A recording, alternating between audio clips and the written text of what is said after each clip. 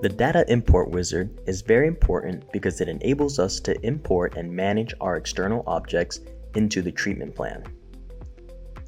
In this example, you can see that we have an anatomy STL file, as well as a wax-up STL file. If we click on the I button, we are able to turn on our 3D objects.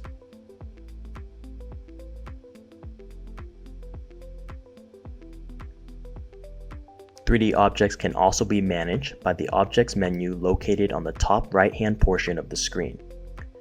This menu can be dragged around, and we can use it to toggle the visualizations of our objects here as well.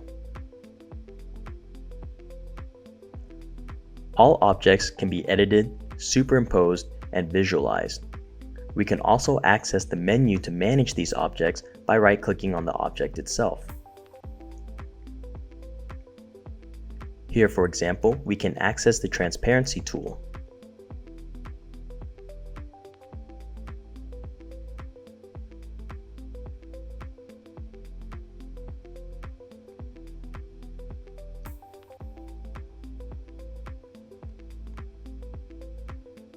We can also alter the object type.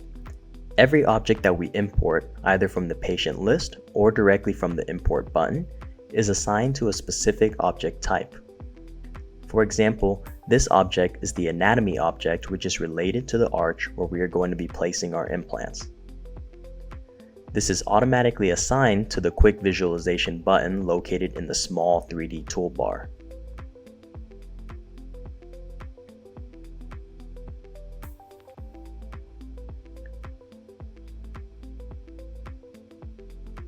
The object color can also be adjusted, and you can see that the menu for that is accessible through the tools we discussed before.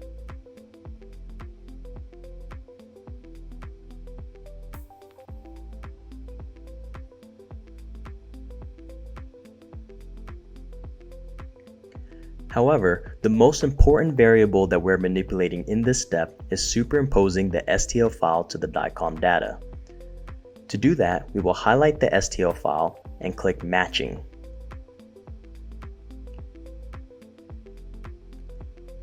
We will confirm that we are matching the anatomy file and click OK. Now we will see that the STL file we are trying to superimpose is on the right-hand side of the screen and the DICOM data is on the left-hand side.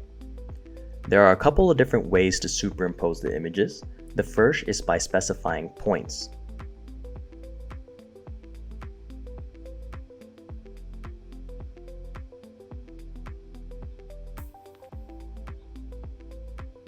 Select at least 3 corresponding points in both datasets and click Fit Points. The software will create a rough superimposition, but this is usually not sufficient. We will now need to select the Best Fit tool, in which the algorithm will auto-detect the surfaces on both objects and fine-tune and optimize the positions.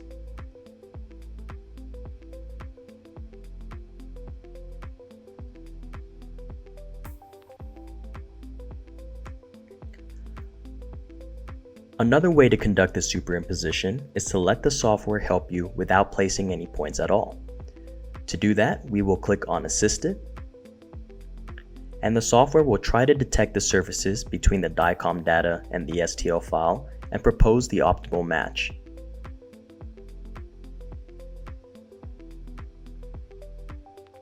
In all scenarios, the match should always be verified by scrolling through the different views and confirming that the STL is correctly aligned with the anatomy in the DICOM data.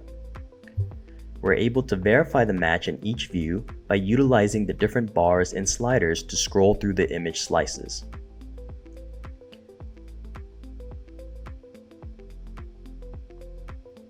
As always, we can use our right mouse button to zoom in and out of the image.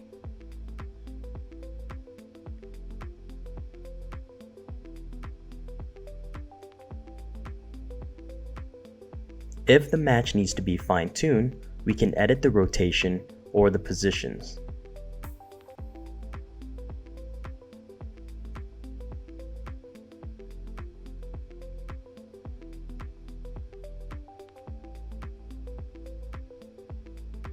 We can also use the small arrows for more precise adjustments.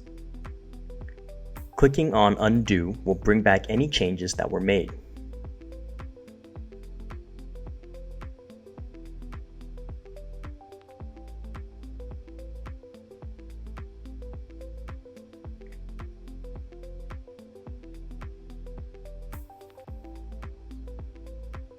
Once satisfied with the superimposition, we will go ahead and click Apply. Now the anatomy STL is correctly aligned with the DICOM data, but as you can see, the wax up is still in the original coordinate system. We will select the wax up and click Matching, but this time we will choose Same as Anatomy. This will perform a mathematical transformation to align the wax up STL with the new coordinate system of the anatomy file. Click OK, and the software will automatically reposition the wax up. The same could be done for any additional objects that are present, or we can import new objects, specify their object type, and proceed with the matching steps accordingly.